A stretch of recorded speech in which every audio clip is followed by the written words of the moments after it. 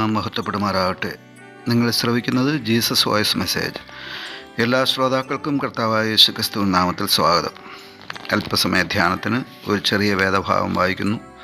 വിശുദ്ധ ലൂക്കോസ് എഴുതിയ സുവിശേഷം അധ്യായം 12, 16 മുതൽ 21 വരെ.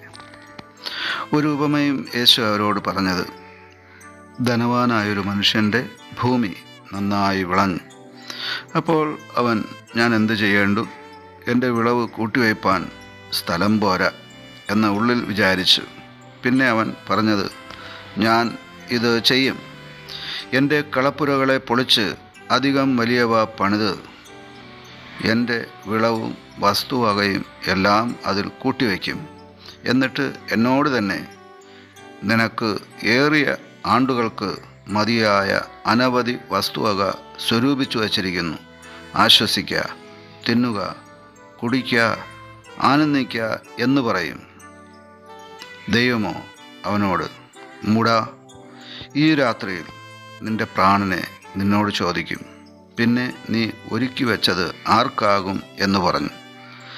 ദൈവ വിഷയമായി സമ്പന്നനാകാതെ തനിക്കു തന്നെ നിക്ഷേപിക്കുന്നവൻ്റെ കാര്യം ഇങ്ങനെയാവും.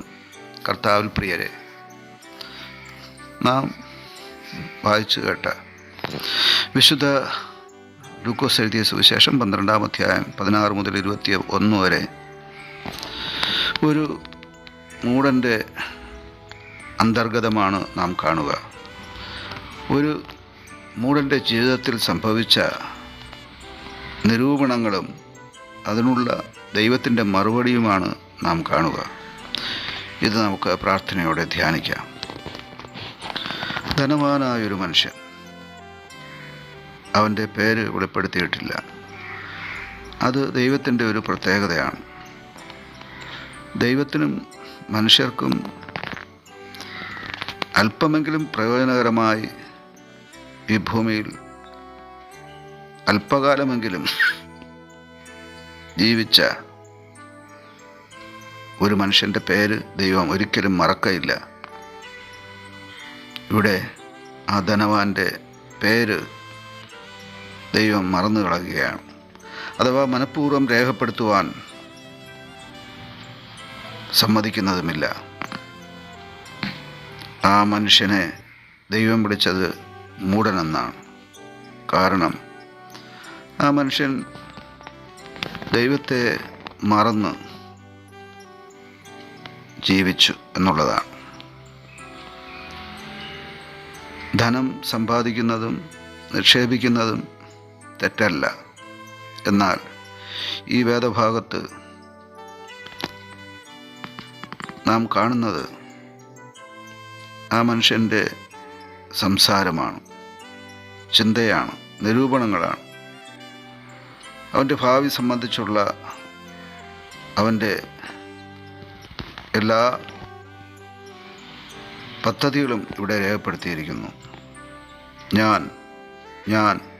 ഞാൻ എന്നിവിടെ പല പ്രാവശ്യം ആവർത്തിക്കുന്നുണ്ട്. എനിക്ക് സമൃദ്ധി ഉണ്ടായിരിക്കുന്നു, നന്നായി വിളവ് ലഭിച്ചിരിക്കുന്നു, 100 മേനി ലഭിച്ചിരിക്കുന്നു. അത് ഞാൻ കൂട്ടിവെക്കും, ആർക്കും കൊടുക്കുകയില്ല. ഞാൻ വലിയ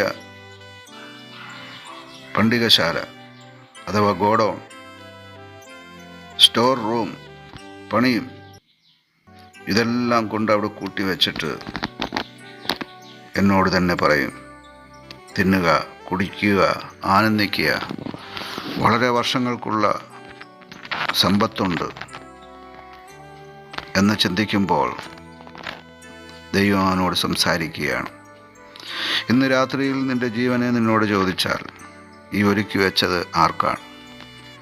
ഇവിടെ ഒടുവിൽ ദൈവം പറഞ്ഞു നിർത്തുന്നത്, ദൈവ വിഷയമായി സമ്പന്നനാകാതെ തനിക്ക് തന്നെ നിക്ഷേപിക്കുന്നവൻ്റെ കാര്യം ഇങ്ങനെയാവുന്നു എന്നുള്ളതാണ്. നാം ഈ ഭൂമിയിൽ പരദേശികളായി, പ്രവാസികളായി ജീവിക്കുമ്പോൾ ദൈവവിഷയമായി സമ്പന്നനാകുവാൻ ആവശ്യമായിരിക്കുന്നു. അതിനു മുമ്പേ അവിടുത്തെ രാജ്യവും നീതിയുമാണ് അന്വേഷിക്കേണ്ടത്. ദൈവകൃപ അന്വേഷിക്കുക, പ്രാർത്ഥിക്കുക, ആരാധിക്കുക, ദൈവശബ്ദം കേൾക്കുക, അതനുസരിച്ച് ജീവിക്കുവാൻ സമർപ്പിക്കുക. ദൈവഭയം, ദൈവസ്നേഹം കൈമുതലാക്കുക. ആമേൻ.